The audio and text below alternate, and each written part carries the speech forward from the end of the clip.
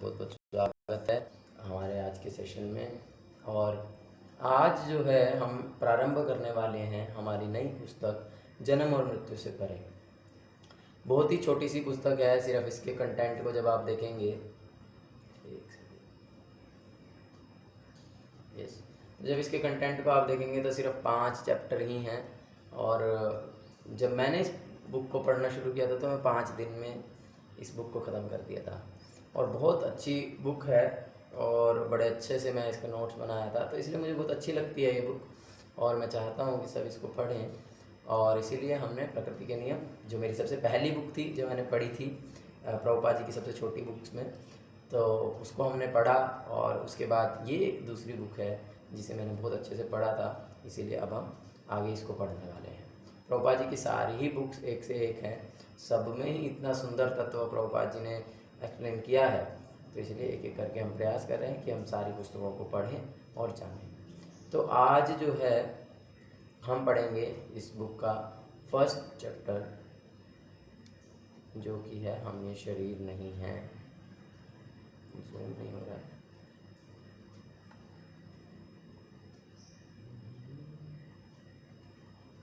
ऐसे तो फ़ोन से देखने में प्रॉब्लम होगा, पढ़ नहीं पाएंगे ना। एक सेकंड।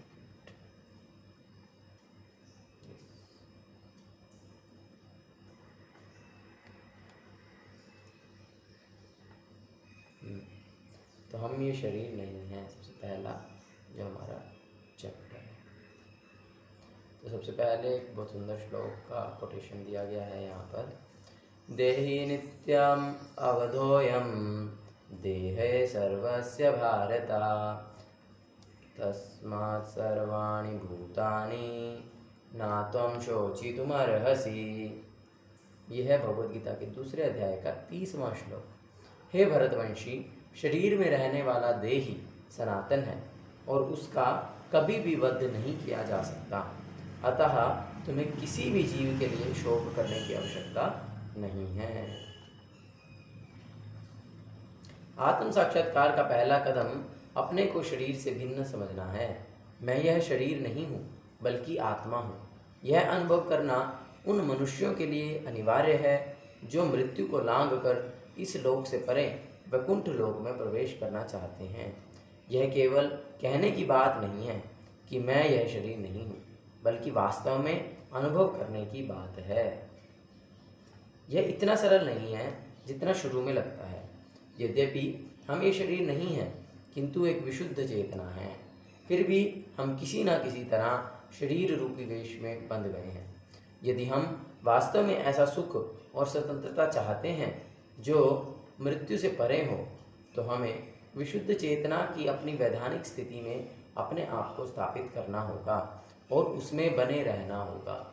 देहात्म बुद्धि में रहकर सुख के बारे में हमारी जो सोच है वह एक विक्षिप्त व्यक्ति की सोच जैसी है। कुछ दार्शनिक ऐसा दावा करते हैं कि शारीरिक पहचान की इस विक्षिप्त स्थिति की चिकित्सा कोई भी कर्म ना करके करनी चाहिए, क्योंकि ये सांसारिक क्रियाएं ही हमारे दुखों की जड़ हैं। इसलिए वे दावा करते हैं कि हमें ये सभी क्रियाएं वास्तव में बंद कर देनी चाहिए। उनकी पूर्णता का चरम बिंदु बोध निर्वाण जैसा है, जिसमें कोई कार्यकलाप नहीं किया जाता। तो यहाँ पर जो बात की गई है कि क्योंकि कर्म करने से दुख मिलते हैं, काम करते हैं तो कोई ना कोई कष्ट होता है, तो इसलिए काम ही करना छोड़ दो। ऐसे लोगों की जो मानसिकता है उसको चर्चा किया गया है। और जनरली ऐसी मानसिकता होती है बौद्ध निर्वाण कि ये शरीर कुछ नहीं है, ये पंचतत्व से बना है, इसके बाद कुछ भी नहीं है, बस जब शरीर छूट जाएगा तो पंचतत्व में लीन हो जाएगा और सब कुछ शून्य हो जाएगा। इसको बौद्ध निर्वाण कहते हैं। बुद्ध ने सदैव यही कहा कि भौतिक तत्वों के संयोग से यह शरीर उत्पन्न हुआ और यदि किसी न किसी तरह हम इन भौतिक तत्वों को भिन्न कर दें या विखंडित कर दें तो सभी दुखों का कारण दूर हो जाएगा। यदि कर अधिकारी हमारा घर बड़ा होने के कारण हमें बहुत परेशान करे, तो इस समस्या का एक सीधा हल यह है कि उस मकान को ही नष्ट कर दिया जाए। परंतु भगवद गीता बताती है कि यह भौतिक शरीर ही सब कुछ नहीं है। इन भौतिक तत्वों के संयोग के परे आत्मा है और उस आत्मा का लक्षण है चेतना। चेतना को नकारा नहीं जा सकता। बिना चेतना का शरीर मुर्दा है। जैसे ही शरीर से चेतना बाहर निकल जाती है, मुंह बोल नहीं सकता, आंख देख नहीं सकती और कान सुन नहीं सकते हैं। इस बात को एक बच्चा भी समझ सकता है। यस, बहुत ईजी है समझना। जब शरीर में चेतना नहीं है, प्रभुपाद उदाहरण देते हैं कि जब व्यक्ति जीवित है, जब उसके अंदर चेतना है, तो उसको कोई चोटी भी काटेगा तो वो रिएक्ट कर देगा, वो बदले में उसको मार देगा, उसको कुछ ना कुछ नुकसान पहुंचा देगा। लेकिन जब व्यक्ति के शरीर से चेतना जा चुकी है, आत्मा जा चुकी है, तो फिर उसके शरीर के चाहे टुकड़े टुकड़े कर दो, चाहे उसे आग पे जला दो, चाहे कुछ भी कर दो, मिट्टी में दबा दो, वो कोई भी जो है प्रतिक्रिया करने वाला नहीं है। वो उसके लिए रिवोल्ट करने वाला नहीं है कि तुम मेरे साथ ऐसे कैसे कर सकते हो, नहीं कर सकता है। लेकिन अभी कोई चोटी भी काट दे, कोई थप्पड़ भी मार दे, तो व्यक्ति कितना जो है रिएक्ट करने लगता है, रिवोल्ट करने लगता है। इस प्रकार से हम एक चेतना वाले व्यक्ति और बिना चेतना वाले व्यक्ति का अंतर समझ सकते हैं। यह एक सत्य है कि शरीर के जीवित रहने के लिए चेतना नितांत रूप से अनिवार्य है। यह चेतना क्या है? जैसे ताप अथवा धुआं अग्नि का लक्षण है, वैसे ही चेतना आत्मा का लक्षण है। आत्मा की शक्ति चेतना के रूप में व्यक्त होती है। वस्तुतः चेतना सिद्ध करती है कि आत्मा विद्यमान है। यह केवल भगवद गीता का दर्शन नहीं, बल्कि सारी वैदिक साहित्यों का निष्कर्ष है। इसमें कई उदाहरण दिए गए हैं, जैसे कि बहुत सारी चीज़ें हैं जिन्हें हम देख नहीं सकते हैं, लेकिन उनके सिम्टम्स के हिसाब से हम इस बात को स्वीकार करते हैं कि वे वहाँ पर हैं। जैसे कि उदाहरण दिया गया है, आपने 10th की साइंस में पढ़ा होगा, न्यूट्रॉन, इलेक्ट्रॉन, प्रोटॉन, है ना। तो जो न्यूट्रॉन और प्रोटॉन है वो बीच में रहते हैं, इलेक्ट्रॉन जो है उसके चारों तरफ मूव करते रहते हैं। तो इस प्रकार से जो ये अरेंजमेंट है, तो एक्चुअल में जो ये इलेक्ट्रॉन्स हैं, एक्चुअल में ये जो न्यूट्रॉन प्रोटॉन्स हैं, उन्हें देखा नहीं जा सकता। दे कैनॉट बी सीन, उन्हें देखा नहीं जा सकता। तो फिर कैसे पता चला कि वो हैं? आप लैब में जाकर उनको देख नहीं सकते हो, बट अगर आप कुछ प्रैक्टिकली एक्सपेरिमेंट करते हो तो then you can see that something is moving from one side to another side. एक तरफ से दूसरी तरफ, जिस तरफ से इलेक्ट्रिसिटी को पास किया जा रहा है, उस तरफ से जो कुछ चीज़ तो है जो इधर से उधर जा रही है। तो अकॉर्डिंग टू द सिम्टम्स, उसके लक्षणों के आधार पर ये स्वीकार किया गया है और उसे नाम दिया गया है, भाई ये इलेक्ट्रॉन है, ये प्रोटॉन है, ये न्यूट्रॉन है। उनके लक्षणों के हिसाब से उन्हें देखा नहीं जा सकता है, कोई उन्हें देख नहीं सकता, किसी भी प्रकार से देख नहीं सकता, उसका साइज बहुत छोटा होता है। तो इस प्रकार से जो है हम समझते हैं कि हम किस प्रकार से अपने नॉर्मल जीवन में भी, अपने साइंटिफिक जीवन में भी इस चीज़ को स्वीकार करते हैं। और वही चीज़ यहाँ पर है कि जो आत्मा जो है वो आत्मा देखा नहीं जा सकता है। आत्मा को हम अपनी भौतिक आंखों से नहीं देख सकते, क्योंकि आत्मा आध्यात्मिक चीज़ है। लेकिन और दूसरी बात, उसका साइज बहुत छोटा है, लेकिन वो जो आत्मा का लक्षण है यानी कि चेतना, उससे हम जान सकते हैं कि हाँ, शरीर के अंदर आत्मा है या नहीं है। क्योंकि जैसे ही शरीर को जो है आत्मा छोड़ देगी, वैसे ही जो ये शरीर है ये एक लंप ऑफ मैटर रह जाएगा, केवल और केवल क्या बोलते हैं, पदार्थ का एक बोरा जैसा रह जाएगा, और जो है बहुत जल्दी सड़ने भी लगेगा। तो इस प्रकार से तो एक जो मृत व्यक्ति है और एक जीवित व्यक्ति है, उनके अंतर को हम समझ सकते हैं कि उनका अंतर चेतना का है, और वो चेतना जो है वो आत्मा का लक्षण है। इस चेतना के माध्यम से हम स्वीकार कर सकते हैं कि हाँ, इस जीव के अंदर आत्मा है। शंकराचार्य के संप्रदाय के निर्विशेषवादी अनुयायी और भगवान श्री कृष्ण से चली आ रही शिष्य परंपरा के वैष्णव लोग आत्मा के वास्तविक अस्तित्व को स्वीकार करते हैं। तो पहले प्रभुपाद जी ने यहाँ बोला, परंतु बौद्ध मत के दार्शनिक इसे नहीं मानते। तो पहले प्रभुपाद जी बौद्ध मत का खंडन कर रहे हैं कि बौद्ध मत तो आत्मा के अस्तित्व को स्वीकार ही नहीं करता है, वो तो केवल शरीर की बात करता है, शरीर को ही मानता है। तो सबसे पहले उसका खंडन किए हैं। बौद्ध मत वाले तर्क करते हैं कि भौतिक पदार्थों के मिश्रण की किसी विशेष अवस्था में चेतना उत्पन्न होती है, परंतु इस तर्क का खंडन इस तथ्य से हो जाता है कि भौतिक पदार्थ के सभी अवयव हमारे पास होने पर भी हम उनसे चेतना उत्पन्न नहीं कर सकते।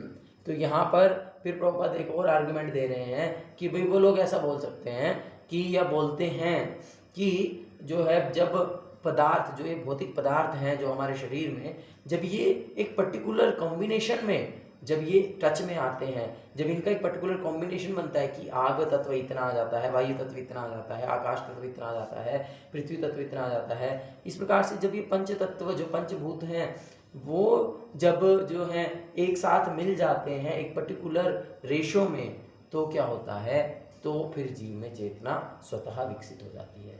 तो इस प्रकार से वो जो है आर्गुमेंट करते हैं। लेकिन प्रभुपाद उस तर्क का भी खंडन कर रहे हैं कि आप देखो कि आपके पास वो सारे पदार्थ, वो सारे केमिकल्स जो हमारे शरीर में हैं, वो सारे के सारे अवेलेबल हैं, लेकिन फिर भी क्या आप लाइफ बना सकते हैं? फिर भी क्या आप इतना एडवांस व्यक्ति बना सकते हैं जो कि मनुष्यों को सब्स्टिट्यूट कर सके? तो ऐसा संभव नहीं है। इसका अर्थ है कि केवल जो भौतिक पदार्थों के संसर्ग से जो है आत्मा उत्पन्न नहीं होती है, आत्मा पदार्थ से नहीं आती है। मरे हुए व्यक्ति के शरीर में सभी भौतिक तत्व उपस्थित रहते हैं, परंतु हम उस व्यक्ति में चेतना पुनः जागृत नहीं कर सकते। जब कोई व्यक्ति मर गया, नॉर्मल डेथ मर गया, तो उसके शरीर में सब कुछ वैसे का वैसे ही है। हार्ट वहीं का वहीं है, फेफड़े वहीं के वहीं हैं, किडनी वहीं की वहीं है, आंतें वहीं की वहीं हैं, सब दिमाग वहीं का वहीं है, सब सारे भौतिक पदार्थ तो वैसे के वैसे ही हैं। अगर केमिस्ट्री के लाइन में बोलें तो सारे के सारे केमिकल्स जो बॉडी में पहले थे वो वही हैं, लेकिन फिर भी वो अब पुनः जागृत नहीं हो सकता। एक बार यदि चेतना चली गई शरीर से, यानी कि आत्मा ने जब शरीर को छोड़ दिया, तो पुनः शरीर जो है वो पुनः जो आत्मा है वो शरीर में नहीं आ सकती केवल शरीर के कारण। तो क्यों? क्योंकि जो आत्मा है वो इस भौतिक पदार्थों के संसर्ग से नहीं बनती, वो इस भौतिक संसार की चीज़ ही नहीं है आत्मा, तो इसलिए इस प्रकार से वो उत्पन्न नहीं हो सकती। अच्छा, इससे संबंधित एक और बताता हूँ। एक बार क्या हुआ था, एक बार एक साइंटिस्ट ने एक एक्सपेरिमेंट किया, और उसमें बड़े खतरनाक एक्सपेरिमेंट था। उसमें उन्होंने क्या किया, एक कुत्ते का गला काट करके उसको अपनी मशीन से उसकी जो कुछ नसें थी उसको जोड़ दिया, और लगभग 1 से 2 घंटे तक वो कुत्ता जीवित रहा। मतलब कि उसका जो मुंह है वो जीवित था। और क्या बोलते हैं,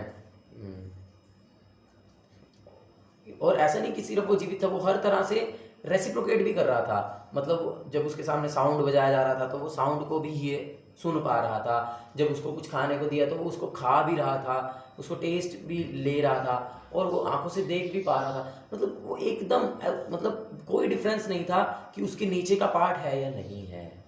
तो इस प्रकार से उसने ये चीज़ को प्रूव करके, मतलब वो दिखाना चाहते थे, बहुत साल पहले की ये रिसर्च है, और इस प्रकार से वो बताना चाहते थे कि देखो व्यक्ति जो है मर करके जीवित हो सकता है। तो इस प्रकार से करके वो कुत्ता जीवित रहा, लेकिन 1 से 2 घंटे के बाद वो मतलब जो फेस है वो भी मर गया। अब यहाँ पर कोई आर्गुमेंट कर सकता है, यहाँ पर ये आर्गुमेंट आ जाता है कि भाई आप तो बोल रहे हो कि एक बार जब आत्मा ने शरीर को छोड़ दिया, जब गला कट गया तो मर गया ना वो व्यक्ति, तो फिर उसका शरीर से अलग हो गया ना वो। तो फिर जब आत्मा ने शरीर को छोड़ दिया तो फिर पुनः वो कुत्ता जीवित कैसे हुआ? उसमें जब उसके नीचे का कोई सिस्टम ही नहीं है, उसका कोई दिल नहीं है, उसके कोई फेफड़े नहीं है, उसके कोई लंग, कुछ भी नहीं है, फिर भी वो जीवित है, फिर भी वो जीवित दिख रहा है, तो ये तो फिर आपकी बात का खंडन हो गया। लेकिन ऐसा नहीं है।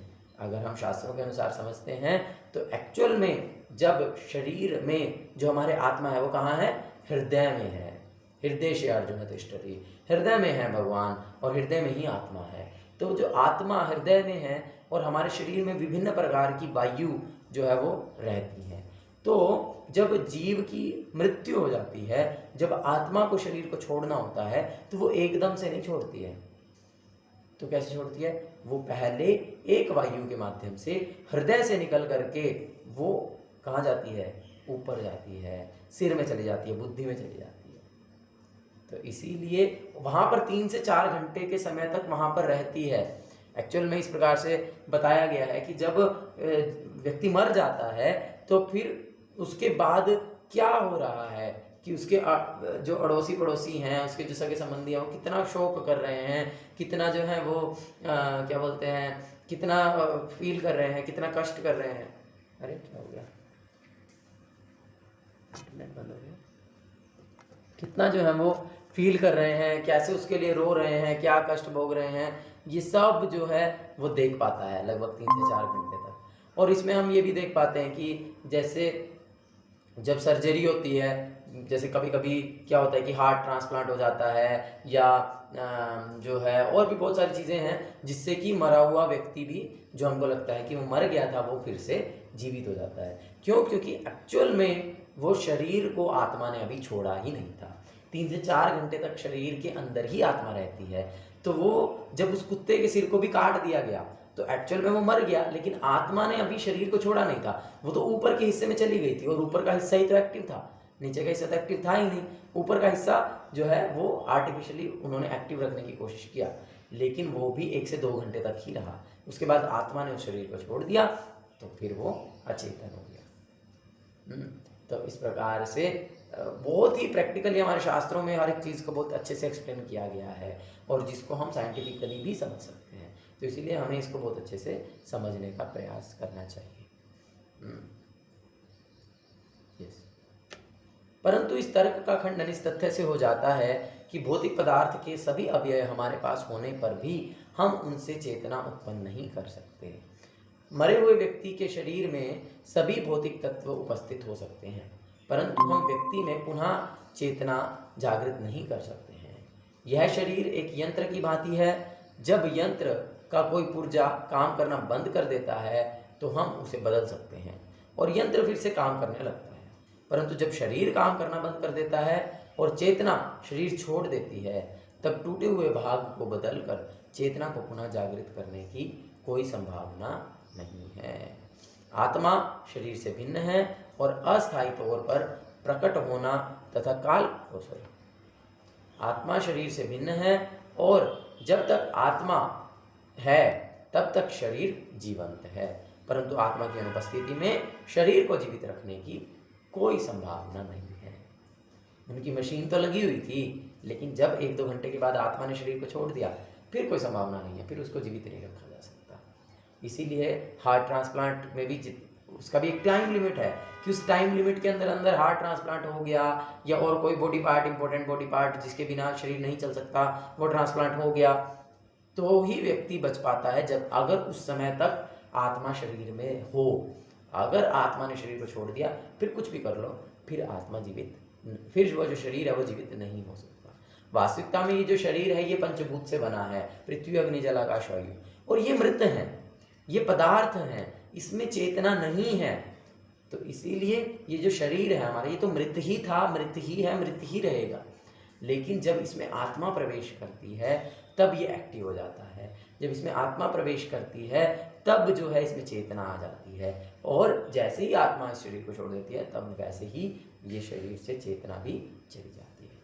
तो आज हम यहीं तक ही रखेंगे, कल हम इससे आगे पढ़ेंगे। हमने पढ़ा श्लोक से, ये आज चौथे पेज नंबर तक हमने थोड़ा सा पढ़ा है, आगे हम कल कंटिन्यू करेंगे। हरे कृष्णा कृष्ण कृष्ण हरे हरे, हरे राम राम राम हरे हरे। जय श्रील प्रभुपाद की जय, सुख स्वामी गुरु महाराज की जय, निताय गौर प्रेमानंदे, हरि हरि बोल।